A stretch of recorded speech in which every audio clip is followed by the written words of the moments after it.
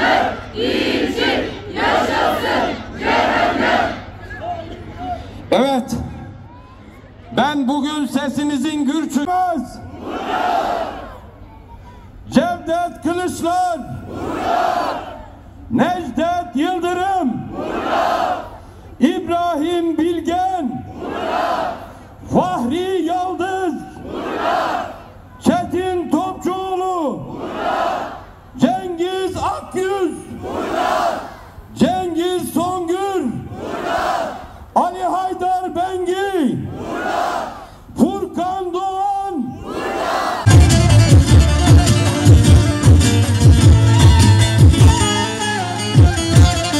Kudüs göklerinde kara bulutlar, bulutlar içinde ışık saçarlar. Filistin'de küçük beyaz beyaz yumruklar, anne feryatlar gökleri sarsar. Hadi yanlar durmaz, ebabiller sana Verelim, zalim İsrail'i telin edelim, Gazze'li kardeşlerimizle beraber olduğumuzu gösterelim dedik ve bu programı tertip ettik. İnnallâhe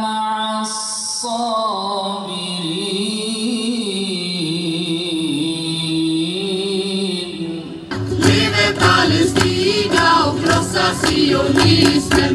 Liebe Palästina und großer Zionismen. Und wir har odlat jorden. Och vi har odlat jorden. Och vi har skördat vetet. Och vi har skördat vetet. Vi har plockat citronerna. İçin meydanlarda.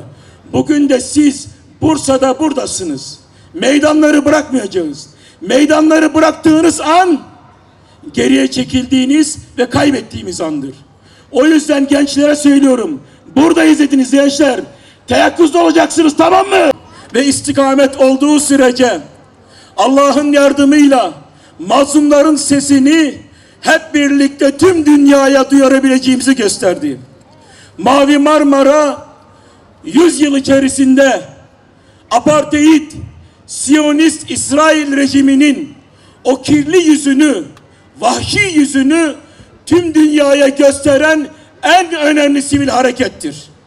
Ama farkındasınız, hatırlarsınız, 7 Ekim'den hemen sonra insanların gönlündeki bu ilgiyi yeşertmemek, ortaya çıkarmamak için hemen dezinformasyon dedikleri yalan yanlış iftira bilgilerle Müslüman toplumları bir yönden baskılamak, bu duygularının önüne geçmek için ellerinden gelen her türlü medya aracını kullandılar. Dediler ki ama efendim işte onlar da Filistinliler de yerlerini sattılar para karşılığı. Bu büyük yalanı bile bile dolaşıma soktular ama öyle bir durum tecelli etti ki insanlar bu yalana inanmadılar. Çünkü bu katliamlarla görüldü ki bu zalimlerin zulümleri bu yalanları örtbas etmek durumunda kaldı. Kendilerine dönen bir silah oldu. Aziz kardeşlerim, 8. aya girmekteyiz. Çok büyük bir zulümle Gazze'li kardeşlerimiz karşı karşıya kaldılar. Hangi birisini zikredelim? Gazze'deki kardeşlerimiz bir büyük musibeti, bu sınavı kazanarak bütün insanlığa örnek teşkil eden, kendisine hayran bırakan tavırlar, davranışlar sergileyen mümin kardeşlerimizdir. Biz de asıl imtihandayız. Bu kardeşlerimizin derdiyle ne kadar dertleniyoruz diye bizim imtihanımız da budur. Zulüm ile hiçbir fani kul abad olmamıştır. Bu Siyonistler de olmayacaklardır. Ama biz bu sınav günlerimizi acaba nasıl geçiriyoruz? Onun farkında olalım. Son sözüm şu olacak. Bir mümin kardeşini zalime teslim etmez diyor Resulullah Efendimiz. o müminlerden biriysek eğer, bu kardeşlerimizi bu zalimlere teslim etmeme hususunda elimizden gelen neyse onu yapmalıyız. Şu an görünen o ki bizim bu kardeşlerimize maddi yardımlarla birlikte onlar için dua etmekten başka elimizden bir şey gelmiyor. Bu maddi yardımlardan birisi de zalime giden yardımı kesmektir. Kardeşlerimize yardım etmekle beraber bu zalimlere giden yardımı kesmezsek yardımımız yardım sayılmaz. Aziz kardeşlerim, bizim kardeşlerimize kurşun olacak bir tek kuruşumuz cebimizden çıkmamalıdır. Çıktığı zaman bilelim ki bunun çok büyük sorumluluğu vardır.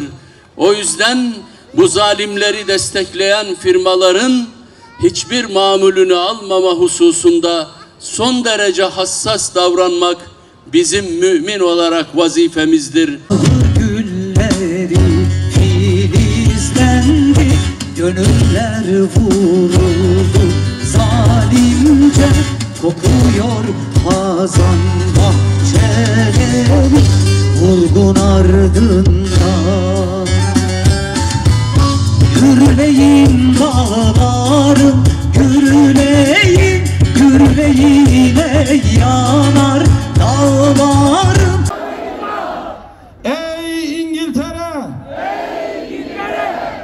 Ey küresel terör devletleri! Ey küresel terör devletleri! Yan yana da gelseniz! Yan yana da gelseniz! Omuz omuza da verseniz! Omuz omuza da verseniz! Yenileceksiniz! Yenileceksiniz! Yenileceksiniz! Bizler aciziz, sen ise azizsin. Bizler zeliliz ve keremen senden niyaz ediyoruz. Kardeşlerimize yardımını esirgeme ya Rab. Meleklerinle onları müeyyet kıl ya Rab. Hürriyetini göreceğimiz günleri bizlere de kardeşlerimize de kısa zamanda an karibuz zaman lütfeyle ya Rab.